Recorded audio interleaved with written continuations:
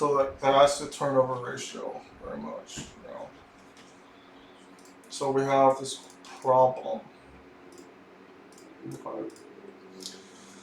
The company has reported the total assets at 10 million. Well, let's first talk about the asset turnover ratio. Asset turnover ratio is going to be net sales divided by the average assets, pretty much. So like they've reported $10 million as of December 31st, 2018. So $10 million has been reported, and then as of December 31st, 2019, 14 million has been reported. So at the end of the year, pretty much, at the end of the year, at the year end, at the end of the year 22.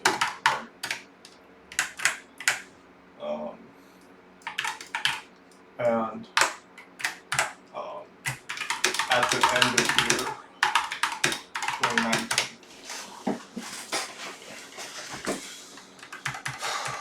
So the net sales for revenue,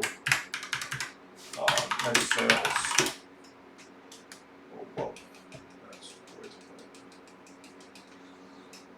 Net sales for year ending in 2018, we had net sales of $8 million.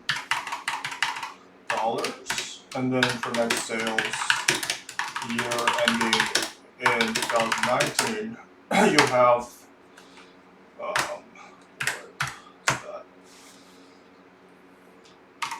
so $8 million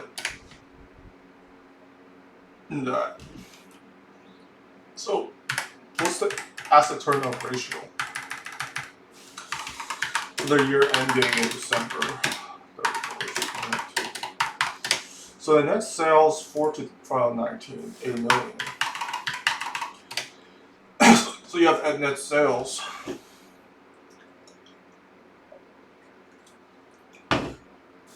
Average assets, 10 million plus 14 million. Divided by 2. So you guys can just do that. Basically, we're going to take 24,000, so 12,000. So 8 million divided by 12 million. Alright. 8 million divided by 12 million. 0.67, around the 200th place.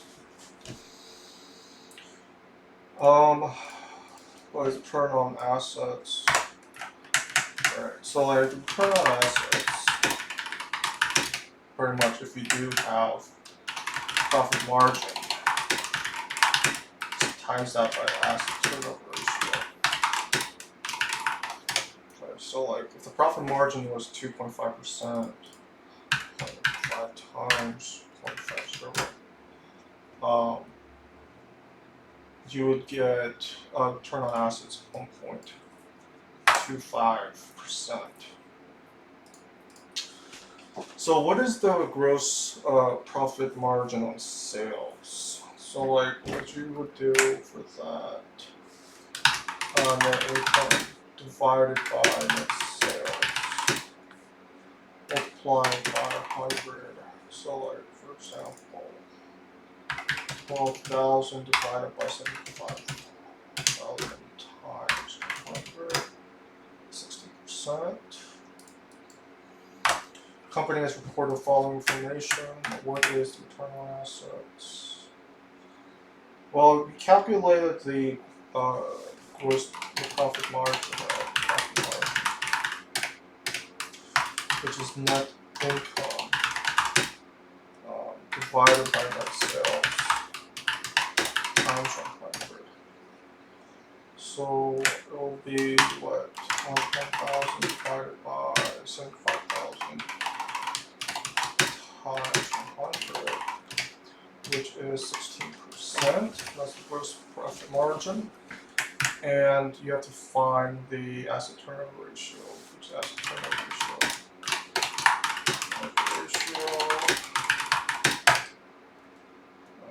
What is that? Net sales divided by the average assets.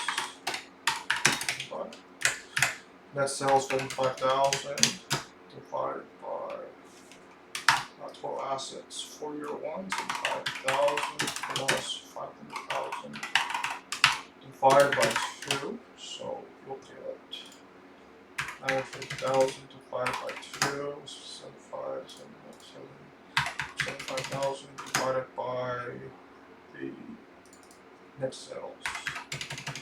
So you'll get 750,000 divided by 475,000. 1.58.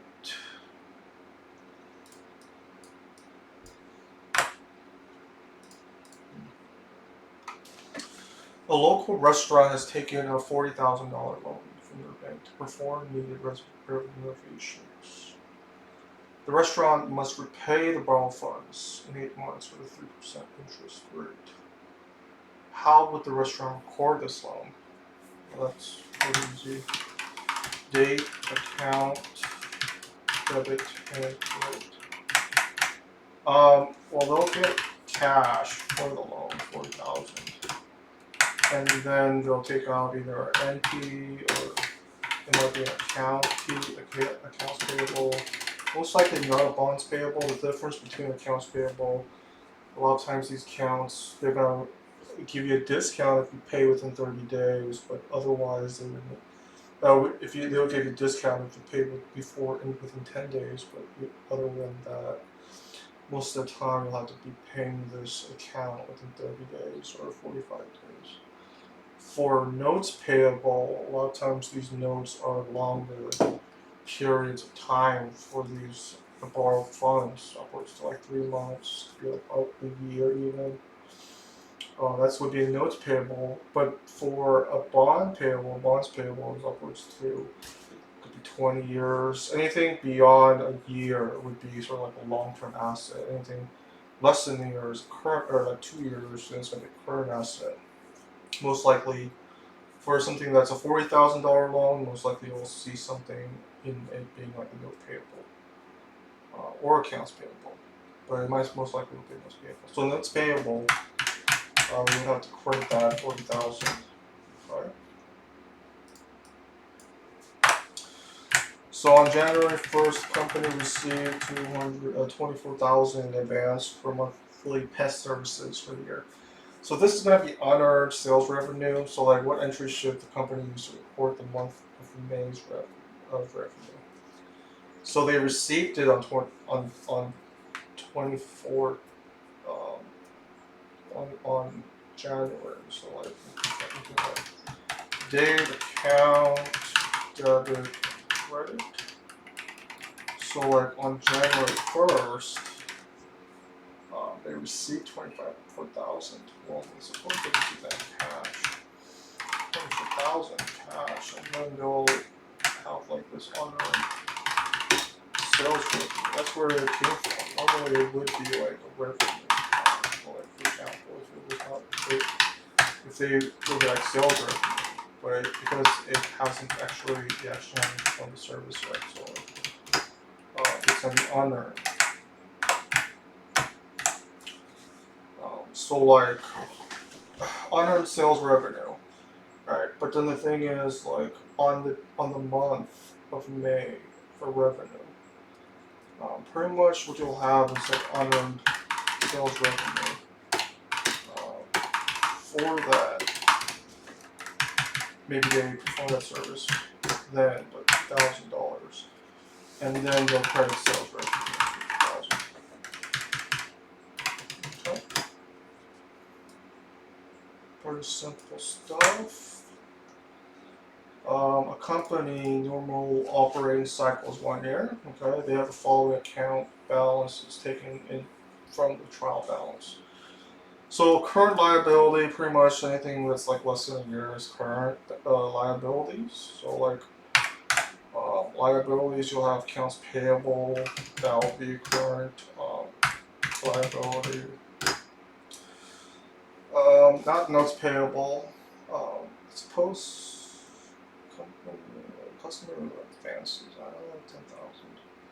I would say either sales tax payable, definitely. Maybe the customer advance as well, 5,000 most likely for liabilities.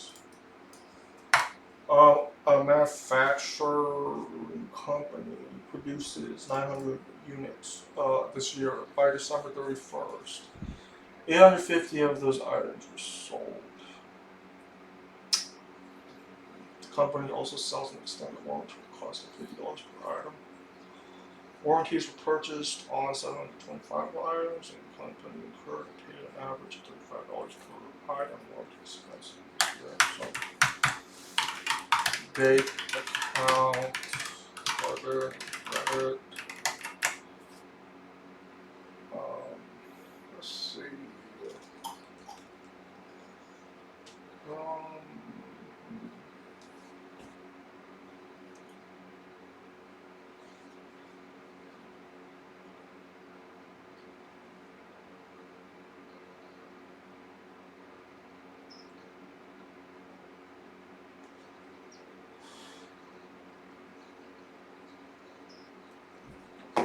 So, what would most likely happen is that they will have a warranty expense, which would be on the debit. So, like $50 per item, 725. 75. So, like this warranty expense, as you can see, would be debited, and then this would probably come out of cash. So 650 as such. And then, for example, they incurred this one. They incurred it. Alright, so like if they incurred it,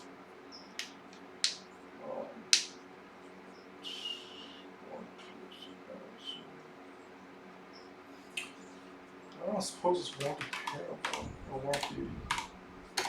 Well, on your warranty revenue.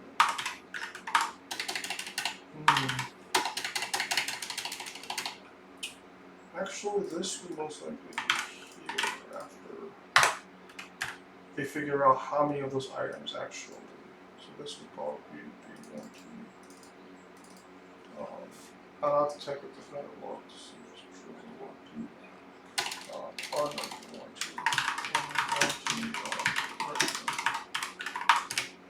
In cash.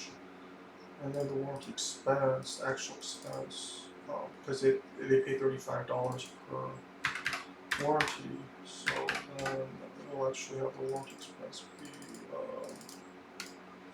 2,575 actually. And this would come out of cash or like inventory that they use to like fix those problems that they have. $25,475.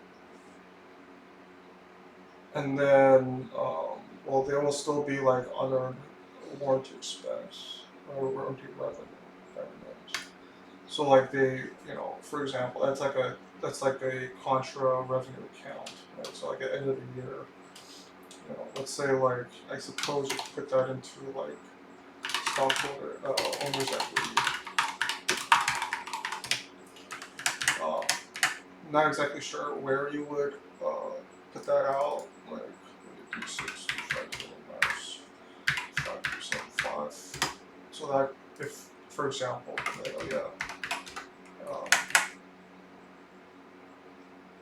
or actually maybe we get cash. So I could get cash. 1075 and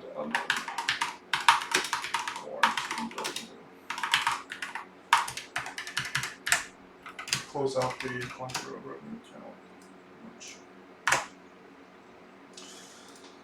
This is sort of like a conceptual question. It's like a corporation has been sued by the customer and legal counsel believes it's probable they'll lose, and the loss is estimated $500,000. So the way they would do it is like, is it first probable? If it's not probable, then most likely you won't have to disclose it or like even record it. It's like, is it probable? If it's not probable, is the loss even estimatable? Like, can they even estimate the loss? If it's not probable and if it's not estimatable, then you won't have to record anything. If it's not probable, but the loss can be estimated, you might need to disclose it. But like, if it's probable but the loss is not estimatable, you might have to record. You might not even have to record that because you can't even estimate the loss that be taken. But if it is probable and this estimatable, then yes, you have to record it. I mean, if it's probable, yeah, so like you'll have to record it, disclose the nature of this. A company report of excerpts. So like, what's the current ratio? Current ratio. You'll see. You'll be like, oh yeah, current assets divided by current liabilities. Current assets. You'll see like, oh, cash, current asset. Cash, current asset. You'll have short-term investments, current assets. You'll have accounts receivable, current assets. You'll have inventory. Well, not, yeah, inventory. I know. I always thought like assets weren't assets, or like, I forget like what they write about that, but like, so you'll have $1 million of assets that are current, and then you have liabilities of 40,000. So, gosh, 2.5 is the current ratio. February 1st, company borrowed $294,600 from the bank. Terms of the loan required 5 equal annual installments beginning before January 1st of next year. The company has a calendar year end. Now this is like a really good question. Used to record the loan because like the installment agreements don't begin until January 1st. Right? Let me show you guys what. So like, you guys, let's see, like on February 1st, they'll get cash 24,000, and then what is it, like a note, right? No payable of 24,600. That's really what it should be. But like there's like these installment agreements that's supposed to begin January 1st, but then the company has calendar year end, so it's supposed to end at the December. So from what I can tell, because like for next year,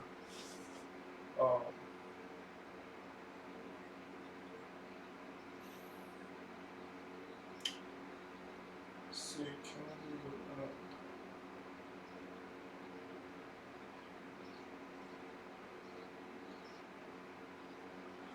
I mean, that's really what it should be, but then the maturity of this long-term debt is like this one thing that they're talking about. It's like, oh, this is a really tough question. I don't really think it's supposed to be current maturity. I think it should be interest payments or like repayment of the debt, installment payments. So it should be like, not interest expense, but like the payment for premiums, which is going to come out in the payable. It really should look like more like this. I'm not really sure why it's saying like that. But for example, if like, what is it, 2020, February 1st, 2020, gosh, 1st, 2020, January 1st, 2021, most likely you'll have like most payable actually. Like they'll make payments. Not the most payable, 5 payments. So divide by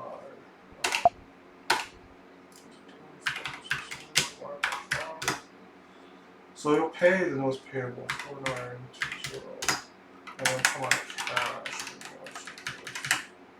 That's really what it should look like. I'm not really sure about the maturity of this long-term debt. A company issues 10 million in 20-year bonds at 9% interest rate and paid annually monthly interest. Issue date: the bonds sold for 9,975,000. So like this is like kind of tricky, but you guys have to remember if it's like so like they issued it, but pretty much they only have to pay up like $9 million. So like what that means is the bonder, like they are actually gonna have to pay less because they sold it for less. So like pretty much they'll have to pay less to the bondee. So if the bond is gonna be issued at a lesser amount, pretty much, then the bonder is getting a discount on it. If they were like had to pay more than like issue amount, then they would be having to pay it out at premium. The bondee would actually be getting it at a premium, pretty much. Not premium per se, but they're just paying more. They're paying the same amount but receiving less cash. So they're not. It's not like necessarily them getting premium or not. It's just that they get less money. Company issues bonds at par with 10-year term, $10 million on January 1st of year one. The bonds bear interest at an annual rate of 7% annually, January 1st, July. Okay.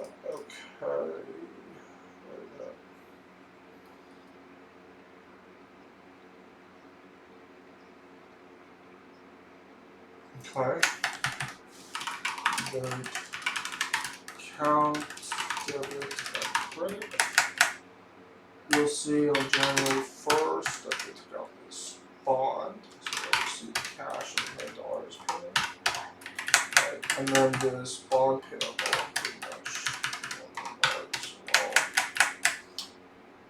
so like there's the interest, bears interest annually to 7% annually January 1st. So I suppose on the first as well they'll have some type of interest expense.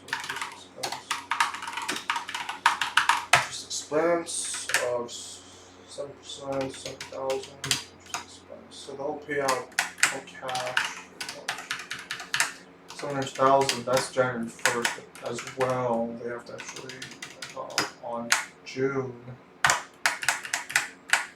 or July as well. July 1st of 70,000, and they'll have to pay that out cash. There's no talk about principal per se. Not principal. A company issues bonds at face value of $1 million. Issues bonds at face value of $1 million in 10 years at 95 on January 1st year one. The bonds bear interest at annually 5% semi-annually. Okay. Credit. On January 1st, they've issued these bonds, so like they'll get cash for $10 probably. 10-year bond, 95. So this is actually 95. So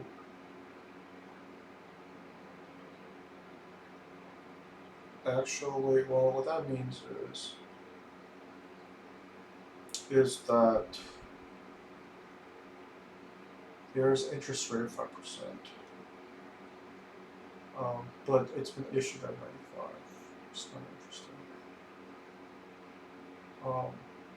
The face value doesn't really say necessarily what the face value is. I'm not really sure if there is, like, there might not be interest rate, but there still is, like, some type of intrinsic uh, interest rate.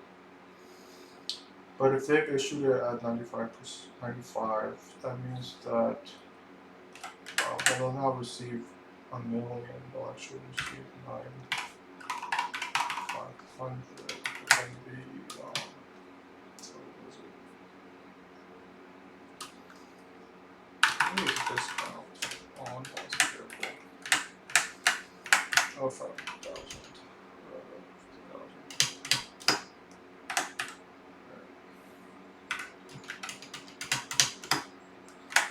Such.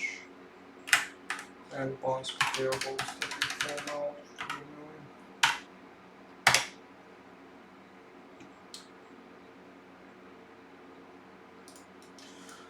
We'll have to look forward to bonds payable and all that. Issue discounts and premiums on bonds. On January 22nd, July 22nd, the company issues bond 5 bonds of par $1 million due 20 years. 5 years after date of issue, they call entire issue. So like this one's kind of tough.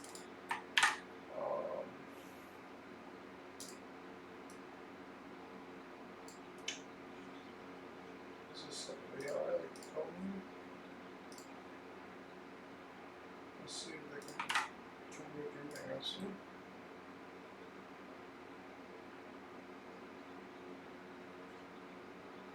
Oh wow. Can you do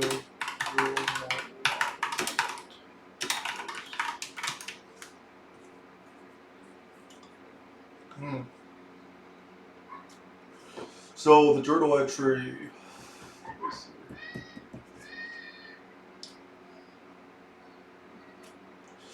Issue price.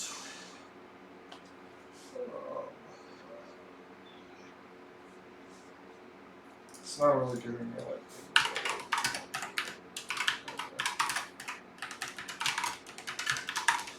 So for example, they issued it. What is it? Cash. So cash. 550.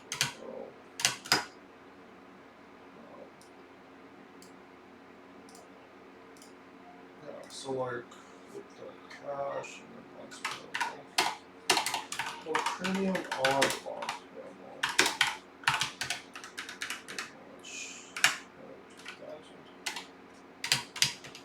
Issuing it at a premium and then the bonds payable of 1 million. And then, for example, 5 years later,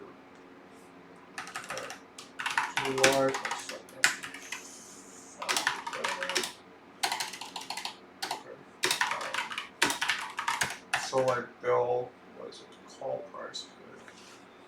So they'll call it. It's like when you guys call, they could call it and like pay it early pretty much. So they call it.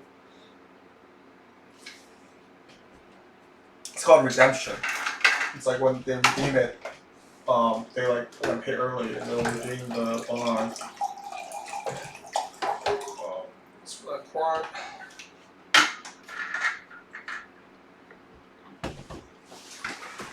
So they'll call it early, and they'll get like a different rate, pretty much. Call it at 101. So like we'll see, like oh yeah, it's payable. They'll pay off the bond at 1 million, and then there's premium on this bond payable. So like premium on the bonds payable.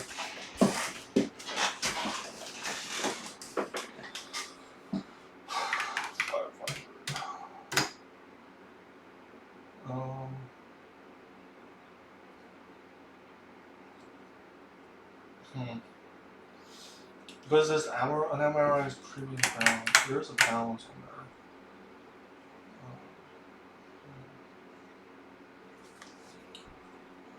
Well, they'll receive cash. So, that's it.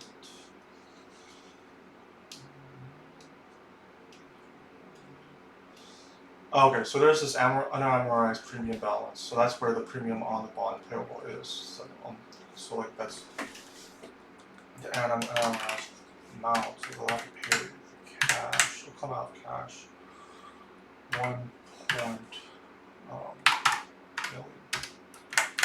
And then the redemption. The gain on bond redemption. Redemption. What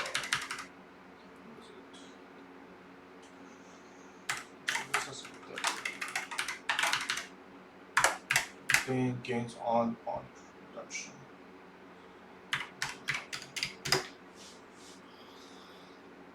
Okay.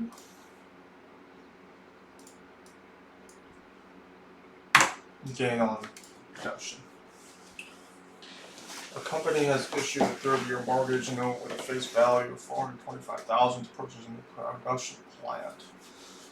The lender has assessed 3 points to close the financing, which amounts recorded on the notes payable. So like they would have to record it at the face value, and like they would record it really at the present value. Well, not record it per se, but that's what the amount would be. They wouldn't necessarily record it at that value, but the present value is what they would use, unless it's like, and then depending on like NOE due or whatnot. Like if there's a lot of things about that. So essentially, it would be at face value. On January 1st, year one, company signs 3-year $100,000 note with a stated effective interest rate of 8%. Interest payments are made annually at the annual anniversary of the note. Principal paid in lump sum when the note matures.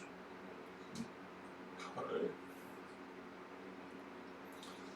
3-year $100,000 note, effective rate of 8%. Interest rates are made annually. Principal would be paid in full. So they're not going to change the principal. It's not compounding. The principal is not adding onto it every year. The interest has not increased the principal. In fact, the principal is going to be paid off, so there is no addition to the principal. So simple interest, pretty much. Principal doesn't change. At the end of the 3 years, the principal will be paid as a lump sum. Okay, so like that means that principal has not changed, interest rate has not changed in the second year or the third year. So principal 100,000 times the simple interest rate of 8%, 8,000. Company has reported the following financial information. What is a times interest earned? So times interest earned. This one is interesting. Interest earned. So you'll have what it is income before the income tax expense. Plus the interest expense divided by the interest expense. So you have a net income, but then you minus it with the income tax expense. It's already been taken. It's like that interest tax expense has already been calculated. So you have to add back the interest income tax expense. Okay, so that would be this would be the income before income tax expense, basically. And then you just have to add that with the interest expense of 13,000. Divide that by the interest expense. So 45,000 plus 9,000, which is the income tax expense plus 13,000. Divided by 13,000. 5.15.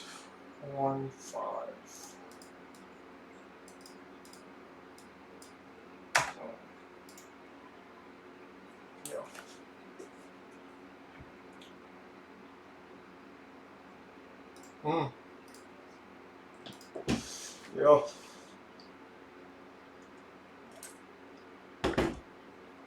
A share of stock has a preemptive right, from which event is of stockholder protected. Most likely it's gonna be like involuntary dissolution or unrestricted interest. Like one of the things about like stockholder shares is like they make sure to not like have like a dissolution of this ownership interest, as well as like things in regards to like the rights of like the voting rights of the share in the issuance of common stock, pretty much. So a company balance sheet displays 150,000 of common stock, preferred stock 50,000. Additional paid capital from common stock 100,000, earnings of 80,000. So what is the amount represented by stockholders' equity? You'll have 100,000 plus 50,000 plus 100,000 plus 80,000. 380,000 is total stockholders' equity. A company has acquired 15,000 shares of its treasury stock at $10 per share using the cross method. Um,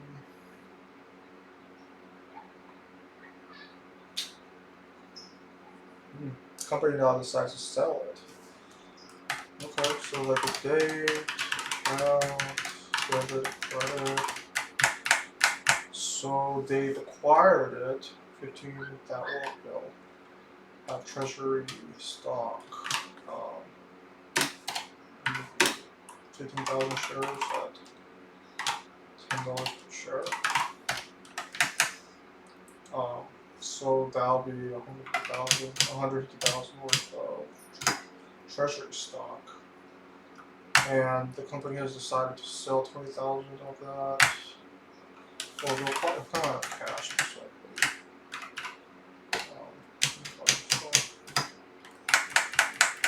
Yeah, so like the company now decides to sell 2,000 of its treasury stock for $12 per share. So they'll receive cash of what, 24,000, right? And then treasury stock, well, pretty much, well, 24,000. Well, this is additional K capital because they're selling 2,000 of the shares, but they bought it at $10, so it'll be 20,000. But then the remaining, as in like that'll pretty much be a gain on sale. Or like some type of paid-in capital, additional paid capital. Yeah, these are paid. Most likely gonna be paid-in capital, or it's gonna be most likely like gain on sale. Is it gain on sale? Gosh, this is a good question. Well, let's ask the AI. Gain on sale.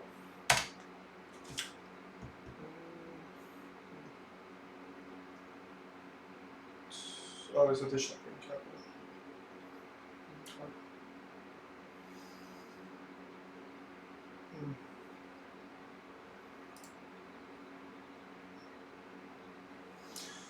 Yeah, I guess it's not getting on sale retained earnings, additional paid capital, additional paid capital. Okay, let's see, next question. Kyle Warren has issued 10,000 shares of $2 per share.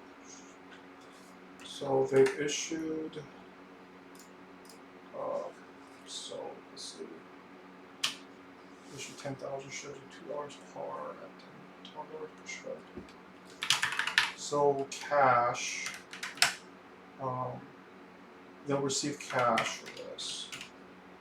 So 120,000 cash, and they issued, was it a common stock or how much was the stock? Of two, it's at $2 a par, so that's 20,000 for the stock. So then there's actually additional paid capital of 100,000.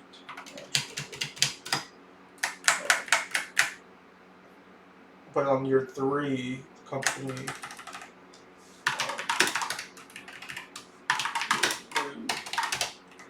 the company has required 10,000 shares, $15 per share. So they'll acquire treasury stock at 1,000 shares at well, $15 per share, pretty much. So, what is that? 15,000 treasury stock. And cash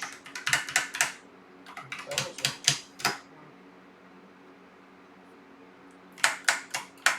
Well, the thing is that 1,000 shares at the price of $2 2,000.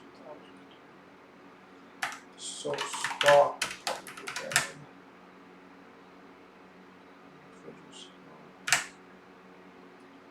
And 2,000.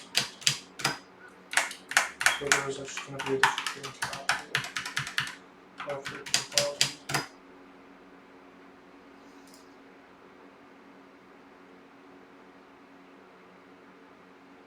Oh, I forget if it's on credit if it's credit for owner's equity. Additional paid capital is most likely going to be owner's equity. If owner's equity is debited, then it most likely goes up. So if it's credit, it most likely will decrease the additional paid capital. But I could be wrong. I'll have to look it up. Let's just double check to see if that's correct.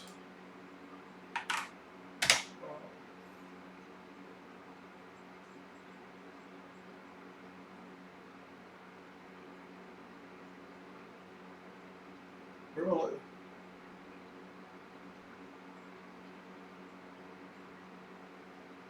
Well, I guess it doesn't decrease the amount of outstanding shares. I guess not. Sorry.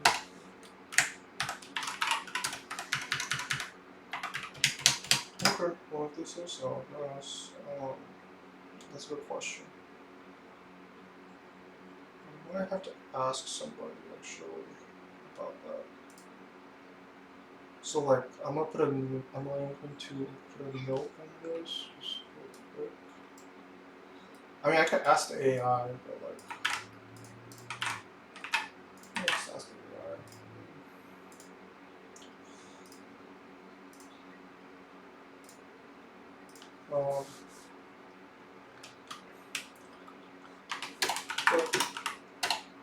If the company buys its outstanding shares, does it use stock?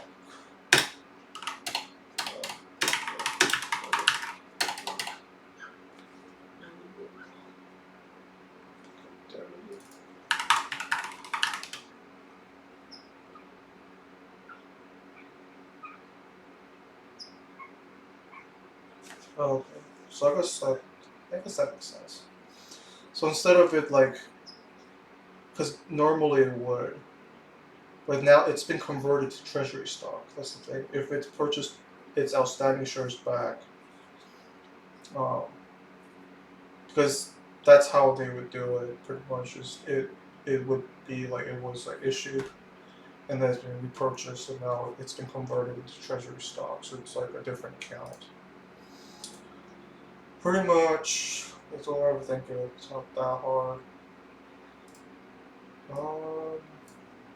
Company has 10,000 shares, $6 par value of common stock. Outstanding, the market value of the stock is $10. So if there's if there's a 2-for-1 stock split, so like what that means is the par value and the value of the stock itself has not changed. Well, I mean it's still remaining the same, but now the thing is there's like 20,000 shares on sale. So if there's 20,000 shares, the thing is it'll change the value of the stock as well on the date of its split, before like the market opens or whatever. So like the par value is $3. Market value of it's gonna be $5, but it could change afterwards. But like that's what it would be. Okay, so like if there was a stock split like that, how would that happen? What's the return on common shareholders' equity? Gosh, this one is a really good question.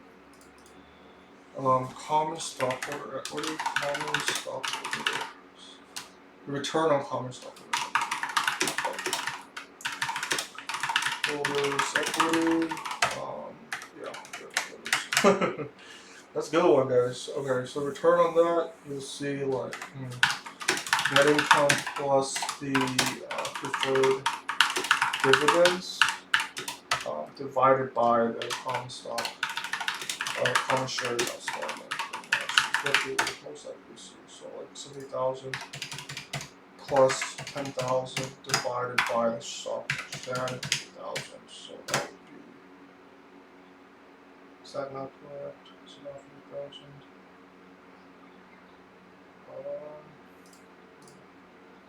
Oh wait, is it 2? See, what is total common stockholder equity?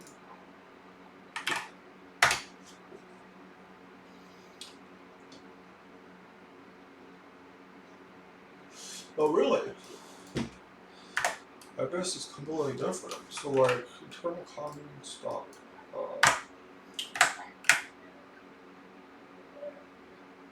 So it's actual income available to common stock. So like income. Oh, it's a minus. Divided by average common stock. Okay. Common stock.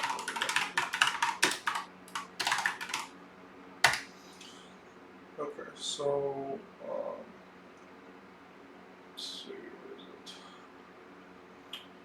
So you'll see like 70,000 minus 10,000 divided by the beginning and the ending common stockholder equity 70,000 plus 200,000 divided by 2.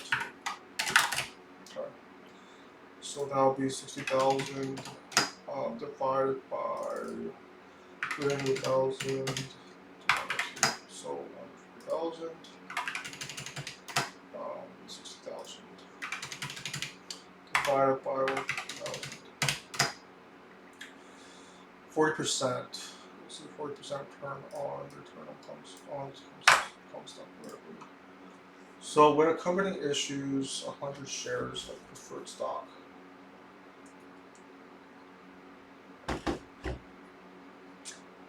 a par value of $1, which is a $50 premium. The company recently converted preferred stock. So like this is kind of interesting. Like I'm not really sure actually how we do this, like conversion of preferred stock into common stock.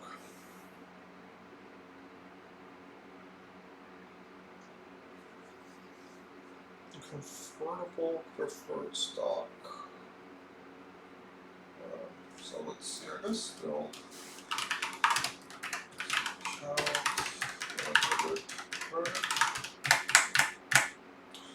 So preferred stock, convertible preferred stock,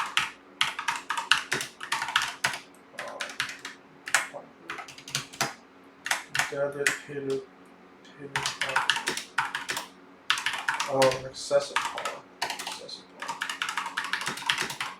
additional hidden capital, excessive par, $50.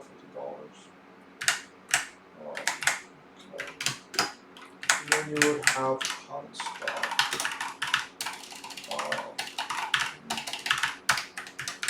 500. I guess that's how you convert it.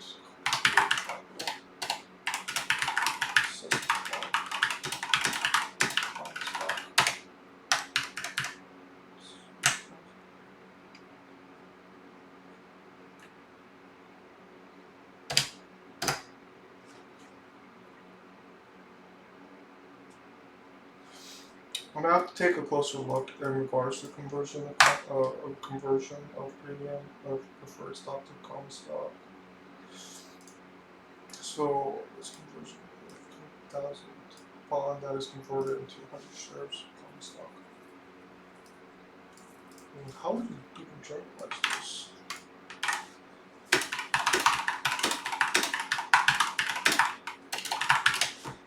Yeah, so like there, I'm gonna have to make a video about conversion and warrant